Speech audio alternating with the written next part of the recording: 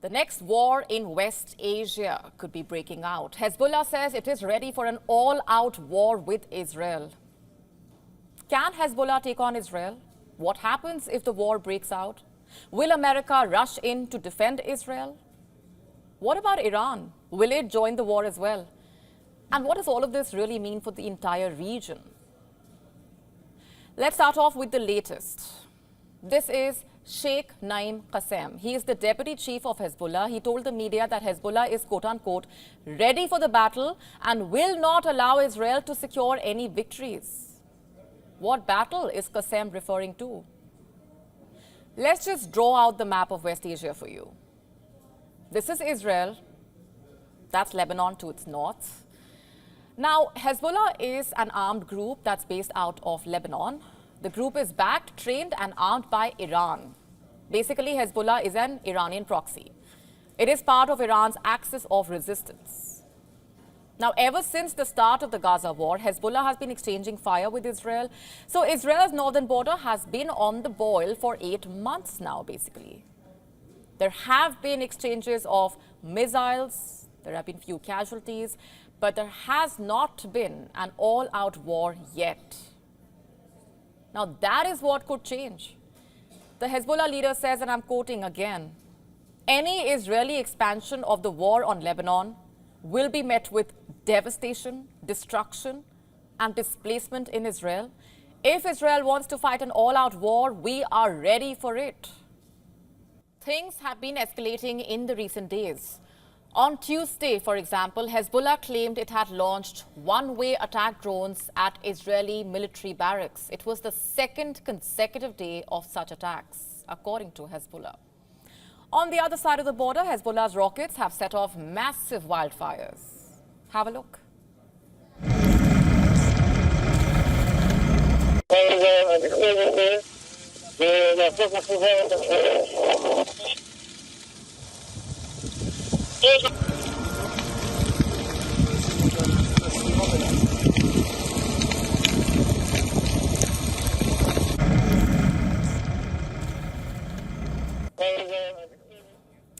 Large parts of land have been gutted in Israel. We have visuals of rescue teams fighting fire in northern Israel. Even warplanes dropping fire suppressants. Israel's Park Authority says fires have spread across thousands of acres.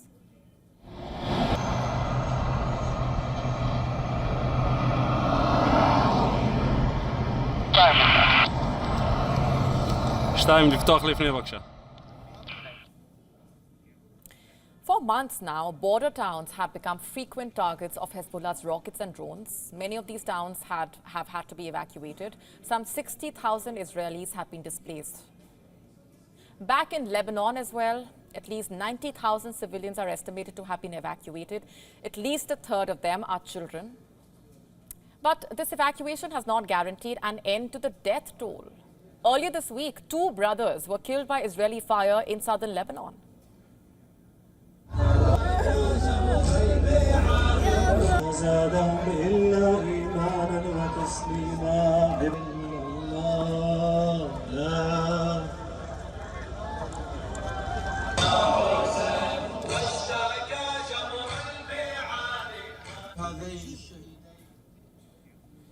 Separating the similar sorrows of the two sides is a blue line, an impassable electrified fence that runs 120 kilometers along barren hills. Scattered on the border are blue pillars. The blue line was set by the United Nations in 2000. This was after Israel withdrew its military from southern Lebanon. But the demarcation line could not stop Israel and Hezbollah from fighting a war in 2006. Today, people from both sides of the border are looking at each other with fear. Is another war breaking out? Israel's Prime Minister Benjamin Netanyahu says his country is prepared for strong action in the north. Yesterday, the ground was burning here, and I'm glad you put it out. But the ground was also burning in Lebanon. Whoever thinks that they can harm us and we will sit down idly is making a big mistake. We are prepared for a very strong action in the north, In one way or another, we will restore security to the north. Say a war breaks out tomorrow. What happens then? Can Hezbollah even take on Israel? The armed group has a huge arsenal of rockets. Reports say Hezbollah has upwards of 150,000 missiles and rockets. And what's the range of these rockets? They are good enough to hit all areas of Israel. That's what Hezbollah claims. In fact, reports say Hezbollah has Iranian rockets like the Fajr, Zilzil. In the last few months, Hezbollah has fired Katyushas, even Burkan missiles at Israel. Hezbollah, in fact, also has drones in its arsenal. These are mostly locally assembled models like the Ayub or Mirsad. These drones, in fact, are believed to be cheap and easy to produce. And then you have the anti-tank missiles, which, by the way, Hezbollah used extensively in the 2006 war. And since the war, Hezbollah has reportedly also acquired Russian-made anti-ship missile. We're talking about the Yakont missile. It has a range of around 300 kilometers. The group also has anti-aircraft missiles, anti-ship missiles. The Hezbollah has received most of these weapons from Iran. Now, coming back to manpower. As per the CIA World Fact Book, Hezbollah has some 100,000 fighters.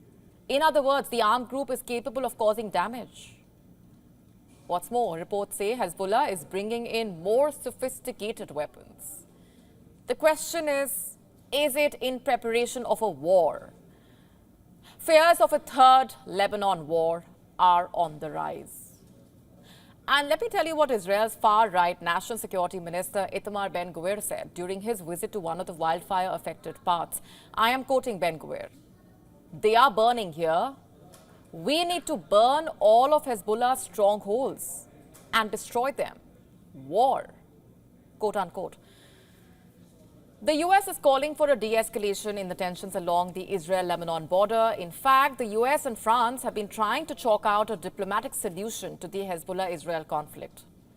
The proposed plan involves moving Hezbollah's armed forces over 6 miles north of Israel. Hezbollah says it will not be agreeing to any diplomatic deal with Israel, not until the war in Gaza stops. Hezbollah has also said that it will not stop firing missiles at Israel till the war in Gaza ends. When is that happening is the question. US President Joe Biden is pushing for a 3-phase peace plan.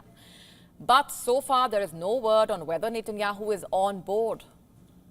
Hamas, we know, says it views the plan positively. All eyes are now on Bibi, who instead is now talking about a strong action in the north. So where does this story go from here? Is this the start of another war?